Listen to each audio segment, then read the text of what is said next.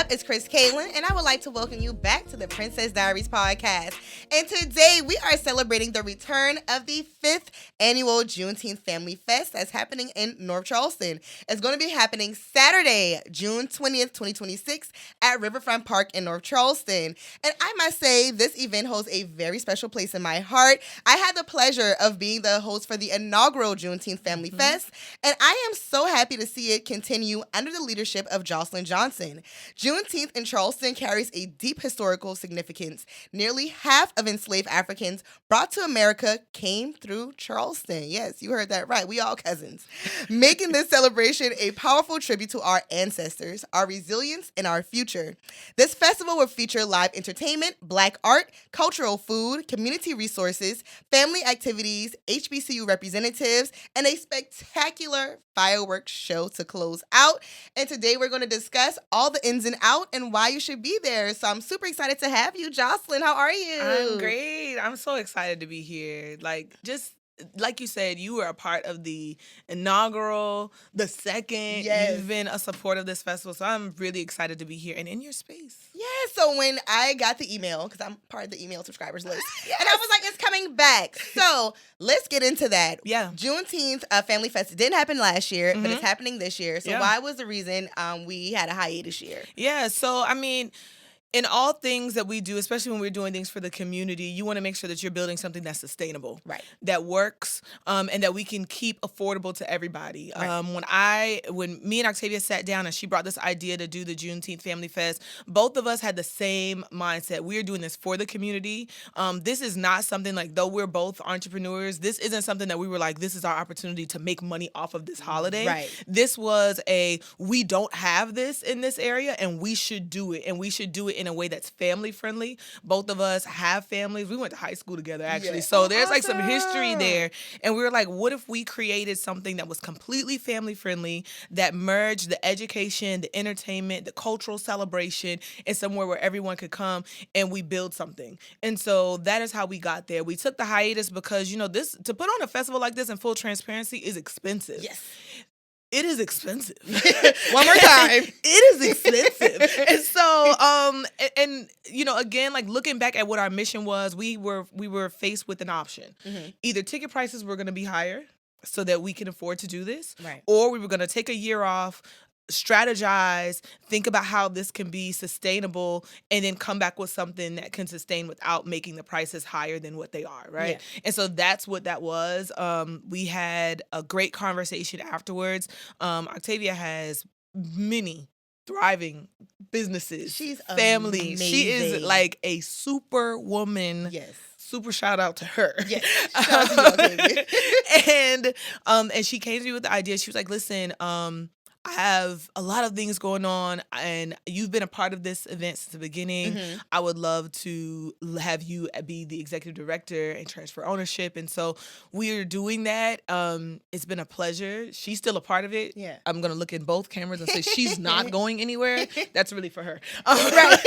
Not leaving. We're still working together. And so that was the purpose, just re-strategizing and making sure that we don't lose focus of what our mission was. And I love that. And especially when you both did it together, but it's no problem passing the torch. Yeah, And letting someone carry it who can carry it the way you want to see it and Yeah. just get all of the accolades that it deserves, Yeah. because this is an amazing event.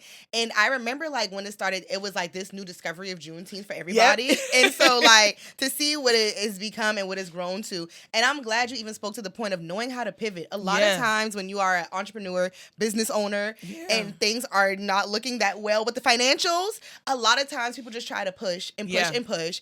And it's so funny. So Threads is now the new Black Twitter. Mhm. And someone on Threads, they were just kind of like, I see y'all charging sections for Juneteenth. The ancestors are not pleased. And it's one of those things that's to where it's it's Juneteenth. It should be I get you're paying for your vendors and things. Exactly. But if this is an event for Juneteenth, That's literally where we were, Chris. Like, we freedom. were literally like, okay, do we do what, and there's no, I don't mean this any harm to any other festival that does it differently. Like, do we do what traditional festivals do and charge 25 or more to get inside of our festival? Right. For some festivals, for most festivals, that works. Right. It makes sense. You're coming in, you're getting this experience. This is a party. This is what you're doing. For our festival, we absolutely wanted to keep it accessible for families. Yeah. We are an alcohol-free, a smoke-free event, and we really do focus on making sure there's something for everyone there. So it didn't make sense for us to keep going and just raise the prices. Right. It also didn't make sense for us to keep going and raise the prices for vendors either. Right. Because we wanted to make sure that those small businesses, those up-and-coming artisans, they would still be able to afford and make the money off of it. So we are, for those who reach out about vending and bringing their food truck, we are particular about the number of food trucks and the number of vendors, because we want to make sure that it's not just about getting the money. We want to make sure that you're going to make your money too. Right. And if I have 30 food trucks and 3,000 people, well, there's a chance you might not make your money back. And I want to make sure that you're going to make your money back plus some. Exactly. And that makes sense. When you sit down, everything makes sense. Yeah. So Juneteenth Family Fest is now in its 5th year. So what does it mean to lead an event that has become such an important tradition in the Charleston community? Honestly, it's an honor. It's pressure, but in a good way. Yeah. My business, Inventions by Joselyn, my motto has always been that I'm going to do events that have positive community impact, making a difference one event at a time. Someone told me to sit down and they were like, what would you, because I'm one of those that makes a goal and then I get another goal and then I get another goal. And she was like, okay, so write down what you would want someone to say at your retirement party. Ooh. And I was like, I want them to say that I made a difference one event at a time. And that became the mission of my business. So 10% of my net income anyway goes to some type of nonprofit. So being able to be in this position now where my business is also supporting this festival for the community, it's just a perfect alignment. Yeah. So it is an honor to be able to serve the community. That's what I love. That's why I do this. I mean, my first big girl job was down at the housing authority, and I was like, I don't want to do weddings. I want to do community events. Right. So like that's where my heart is. So I love it. That's amazing. And you guys, Jocelyn is behind a lot of your favorite events and festivals that comes to Charleston. Yeah. She's being really coy about it. So I should just run all of her accolades just right here, right now. She's being really coy about it, but don't worry, we'll get into it. We're going to get into her business.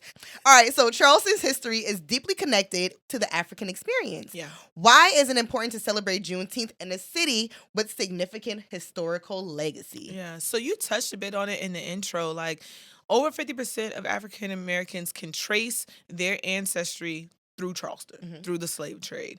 The city of North Charleston in specific also has historical context to freed slaves starting their own town over on Liberty Hill. So there's so much history that's there. I even learned, one of my clients is the Gullah Geechee Corridor, and I even learned at one of the events that Goose Creek is Goose Creek because there were the Goosemen from Barbados that were bringing slaves here illegally and then selling them into Charleston. It's a whole thing. So I'm like, I'm a history buff. I'll have to talk to you about that later. Yeah, I was like, the more you know. Yeah. But that speaks to the importance of us celebrating here. Like, Charleston is the hub for a lot of that. We have such rich culture here, the Gullah Geechee culture. Like, I remember when it became trending, it was cringy for me, for everybody to like, all of it. And we don't even.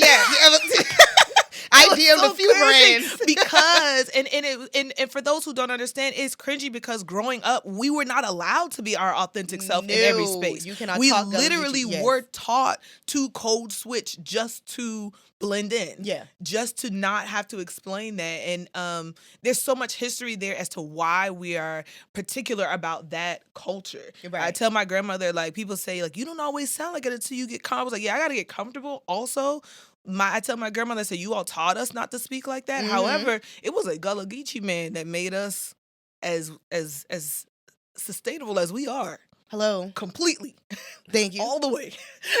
Yeah, this is like, and seeing, I would say, how many like outside people from Charleston, they just love the culture. So it's Yeah. like, I like that the Juneteenth Family Fest, it highlights Gullah Geechee culture. And I feel like it's just bringing that pride back. And so many times, like, you're not the first person I've had this conversation with when they're like, cause I thought it was just me. Like, we were taught to not sound Geechee. Absolutely. And I'll never forget when I went to South Carolina State and like the guy came up to me, he was like, "Are you Jamaican?"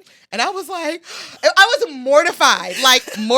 But then like now, having these conversations and I'll hear people's like, "I listen to your podcast because I like the accent." Keep subscribing. But yeah, so like, plug. But yeah, so it's just one of those things that's where like I will always wonder why like people from New Orleans, why their dialect is just so loved, but we're taught to like hate ours. So I really think there's more to what we have done in this specific area that they don't want to celebrate. They do not want to celebrate, more that we contributed that they do not want to celebrate. Yeah. And there are more people who are wanting to be open to that. But we were intentional, Octavia and I, in building this, specifically Octavia, because she's also a history buff, was extremely intentional about being like, this won't just be any Juneteenth. This is going to be a Juneteenth that celebrates everything that the Low Country is about, including the Gullah Geechee community and culture and what we represent, how the foodways tie in. And so I'm excited that we are leaning into that even a little bit more this year for Juneteenth. Absolutely. So let's talk about the festival. So it's a lot of different moving pieces. So if you're coming to the festival, which you should be there. You should be. What can we expect from the festival? So you can expect, if you've been there before, you can expect that same like feeling of Black joy in a space that everyone is welcome, but we are not dimming our light in any way at this event. Like that's what you can expect. You can expect that feel. And if you've been there before, you can also, our pavilion this year, it's going to be the Gullah Geechee Pavilion. So we'll be featuring some pop-up with some hibiscus tea from Washington Cafe, which is the Black-owned cafe from Mount Pleasant. I still need to get there. It's on my to-do list. It's on my to-do list. Me too. So I was like, I got to bring him too. Bring him there. Thank you. And then we have Naturally Geechee, who's a body care brand, and she is a Gullah Geechee vendor and artisan that's going to be featured there. We've got a lot of different performers. Juneteenth, we try and focus on those local performers as well. We got line dancing. That's the thing. That is a very big thing. I have to learn. I knew that's why we have the lessons. Oh, okay. So we have the lessons before our headliner Chuck gets up, because it's going to be Line Dance Central there. Absolutely. We've got lessons before, so we're ready. Okay, so I was like, I'm going to have to be all... you don't want to be that person who's stepping on everybody because everyone gets mad at you. So I'll be there for the lesson, and I'm going to just hang out the back to make sure I get everything. Listen, we both going to be over there. There's some lessons that I'm like, that's a lot of footwork. I'm just here to smile and wave. I'm here for this. Right. Once we pass this, I don't know. So we have that, and then we did bring in, we're doing cabanas this year, so that's something a little bit different. Again, awesome. We're a family friendly event, so I'm testing out the theory of what does it look like to have people be able to purchase a space where they can chill, relax with their family and friends. Right. So we had limited edition; those sold out. So if you didn't get them then, I'm sorry, but I wanted to keep it affordable. Love that. Yeah. Love that. I remember one year my mom, she had the whole tent, the whole setup. So I encourage that. She was prepared. We have tent zone. Yes. We have a nice little zone for you. We do. This episode of Princess Diaries is sponsored by the Bill Green Law Firm. If you've been in an accident, make sure you call the Bill Green Law Firm. No win, no cost. That's our promise.